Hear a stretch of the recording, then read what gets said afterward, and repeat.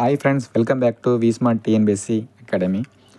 நம்ம December month current affairs பார்த்துட்ருக்கோம். அந்த வரிசையில் டிசம்பர் 24, 25 மற்றும் 26க்கான கரண்ட் அஃபேர்ஸ் இன்றைக்கி பார்க்கலாம். முதல்ல தமிழ்நாடு நிகழ்வுக்குள்ளே போயிடலாம். ஃபஸ்ட்டு கரண்ட் அஃபேர்ஸ், விக்டோரியா பொது மண்டபம் புதுப்பிக்கப்பட்டு திறப்பு. முதல்வர் தான் இது திறந்து வச்சுருக்காரு. இந்த மண்டபம் சிங்கார சென்னை 2.0 முயற்சியின் கீழே புதுப்பிக்கப்பட்டது. முதல்ல சிங்கார சென்னை 2.0 அப்படின்னா என்னென்னு பார்த்துலாம். தமிழ்நாடு அரசின் நகர்ப்புற மாற்ற முயற்சி திட்டம் இது 2021 ஜூனில் தொடங்கியிருக்காங்க. இந்த திட்டத்தை இதோட முக்கியமான நோக்கம் பார்த்தோம்னா சிங்கார சென்னை 1996 திட்டத்தை மீண்டும் உயிர்ப்பித்தல். இது ஆக்சுவலாக சிங்கார சென்னைங்கிறது 1996லே நடைமுறைக்கு கொண்டு வந்த ஒரு திட்டம். அதை மீண்டும் உயிர்ப்பிக்கும் வகையில் சிங்கார சென்னை 2.0ன்னு ஸ்டார்ட் பண்ணியிருந்தாங்க ஜூன் 2021. முக்கியமான நோக்கங்கள் உள்கட்டமைப்பை மேம்படுத்துதல், பாரம்பரிய அடையாளங்களை மீட்டெடுத்தல்.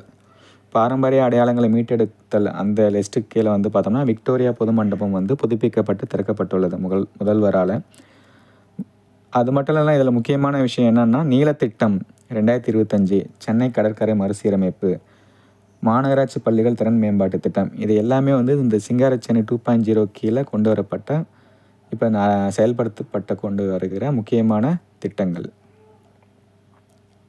அடுத்து இந்தியா நிகழ்வுகள். தேசிய அறிவியல் விருதுகள் குடியரசுத் தலைவர் வழங்கினார். சமீபத்தில் தேசிய அறிவியல் விருதுகள் அனௌன்ஸ் பண்ணி குடியரசுத் தலைவர் வழங்கியிருக்காங்க.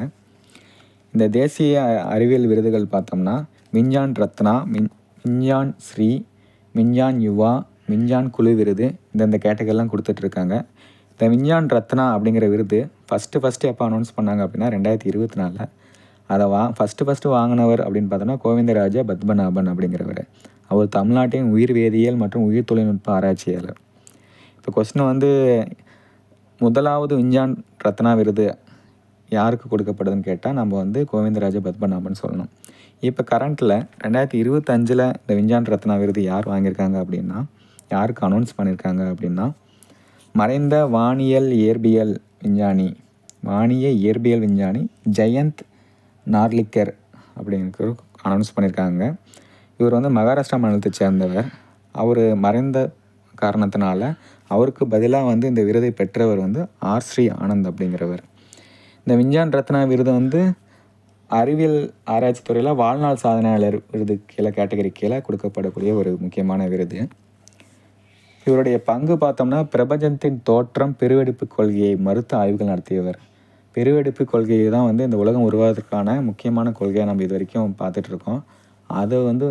அதை மறுத்த ஆய்வுகள் இது நடத்தியதற்காக இவருக்கு கொடுக்கப்பட்டிருக்கு.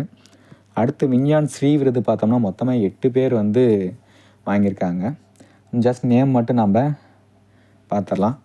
ஞானேந்திர பிரதாப், யூசுப் முகமது ஷேக், கே தங்கராஜ், பிரதீப் தலப்பில், வெங்கடமோகன், மகான் மகஹாஜ் அப்படிங்கிறவங்க வாங்கியிருக்காங்க. 6 பேரோட நேம் மட்டும் தான் நமக்கு கிடச்சிருக்கு.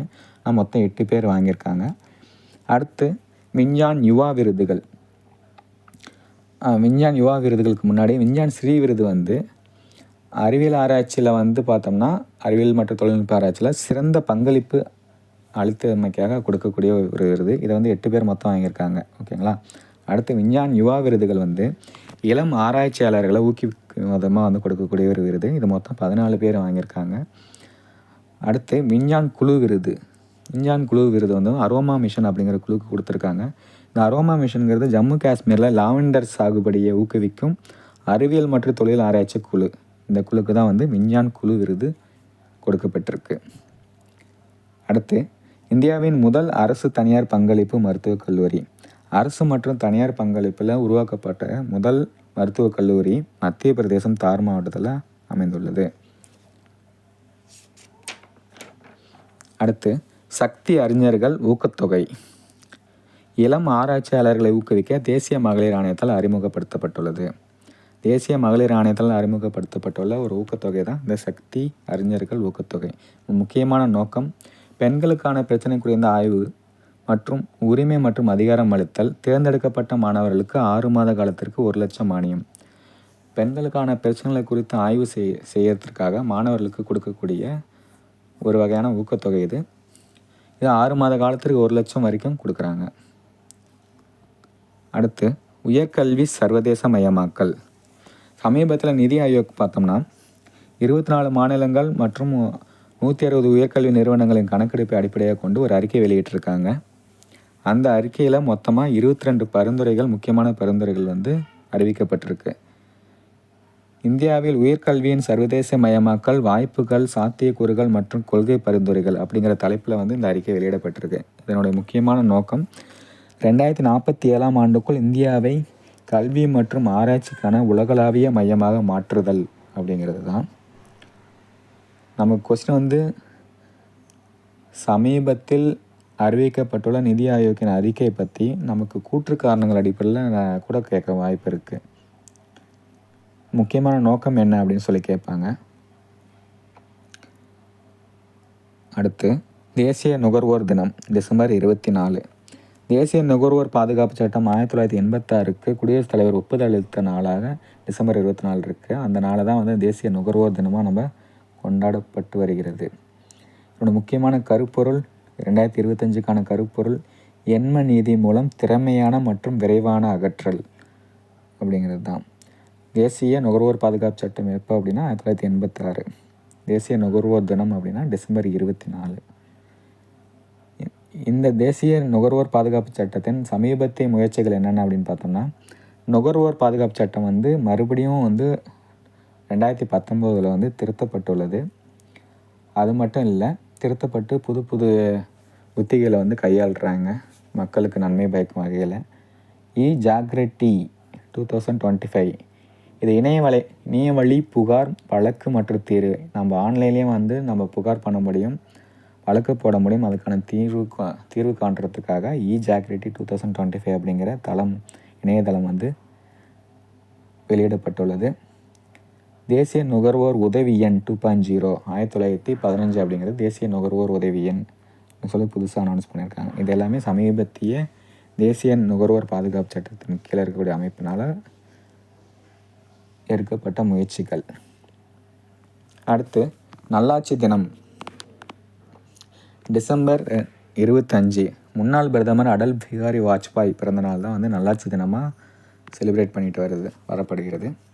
இவருடைய பிறப்பு பார்த்தோம்னா டிசம்பர் 25, 1924 குவாலியரில் மத்திய பிரதேச மாநிலத்தில் குவாலியர் மாவட்டத்தில் பிறக்கிறாரு. 1996, 98 to 99, 99 to 2004 இந்த மாதிரியான வருடங்களில் வந்து பிரதமராக வந்து பணிபுரிஞ்சிருக்காங்க. நாட்டின் 10வது பிரைம் மினிஸ்டராக பதவி வகித்திருக்காரு. இவர் வாங்கின முக்கியமான விருதுகள் பார்த்தோம்னா 1991 சிறந்த நாடாளுமன்ற உறுப்பினர் வாங்கியிருக்காரு. 2015 பாரத ரத்னா விருது, இந்தியாவின் உயரிய விருதான பாரத ரத்னா விருது வழங்கப்பட்டிருக்கு. நமக்கு வந்து இது எல்லாமே ஒவ்வொன்றுமே கொஸ்டினாக கேட்கக்கூடிய கண்டென்ட் தான்.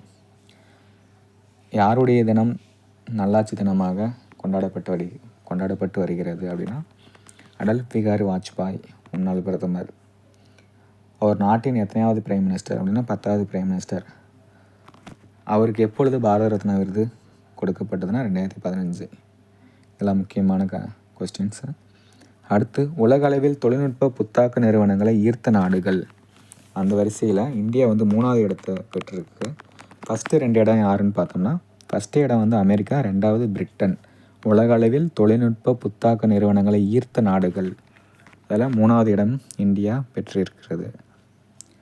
இதோட இன்றைக்கான கரண்ட் அஃபேர்ஸ் முடியுது. டிசம்பர் 24, 25, 26. மீண்டும் அடுத்த நடப்பு நிகழ்வுகளுடன் சந்திக்கலாம். நம்ம சேனலுக்கு ஆல்ரெடி சப்ஸ்கிரைப் பண்ணி ஃபாலோ பண்ணுறவங்க தொடர்ந்து ஃபாலோ பண்ணுங்கள். புதுசாக பார்க்குறவங்க சப்ஸ்கிரைப் பண்ணிக்கோங்க, உங்கள் ஃப்ரெண்டுக்கு ஷேர் பண்ணுவாங்க. உங்களுக்கு ரொம்ப யூஸ்ஃபுல்லாக இருக்கும். மீண்டும் அடுத்த நடப்பு நிகழ்வுடன் சந்திக்கலாம். நன்றி.